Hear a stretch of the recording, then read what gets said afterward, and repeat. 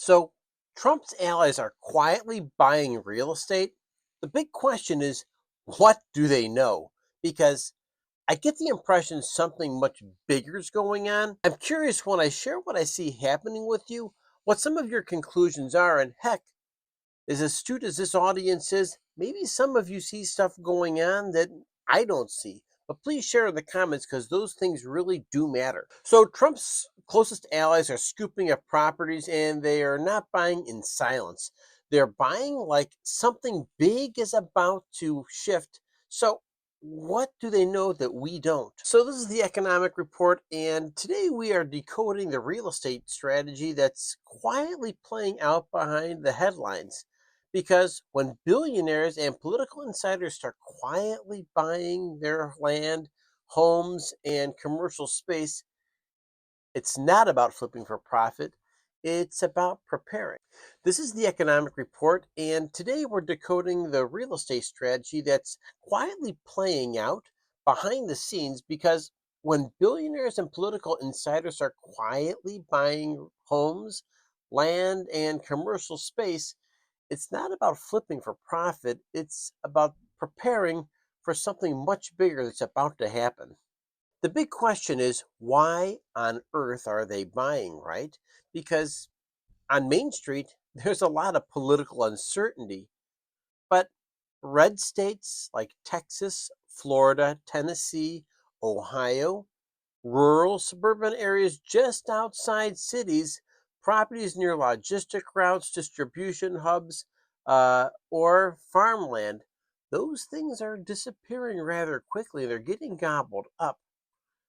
For instance, rural Columbus, lots of crazy stuff going on there, particularly east of 270. So, why it matters, these are post crisis positions, and they're anticipating something big happening right after the storm passes. And I'm quite certain big things are about to unfold in the not too distant future. If there's something that's being signaled, I'd say that there's an expectation of continued inflation, number one, and maybe prep for policy shifts that are coming if Trump, once again, really gets to put his fingers on the levers that makes bigger things happen. Betting on ownership in scarcity zones like land, housing, and control are really, really some powerful things to take into consideration.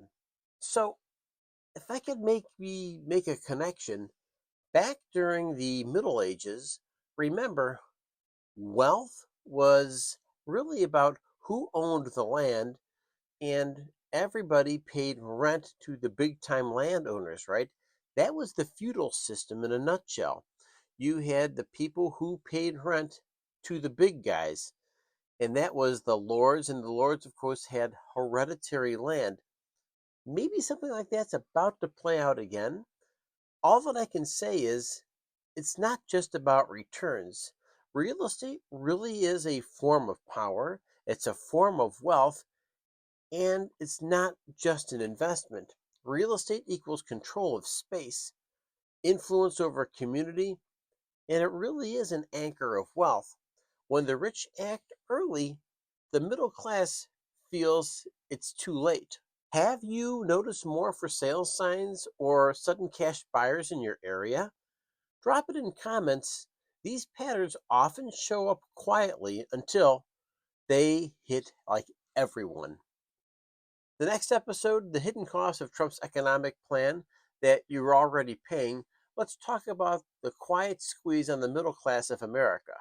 Hey, it's Brian, and I want to thank you for joining me once again for your time, your energy, but most importantly, I appreciate your brain power that you bring to this community.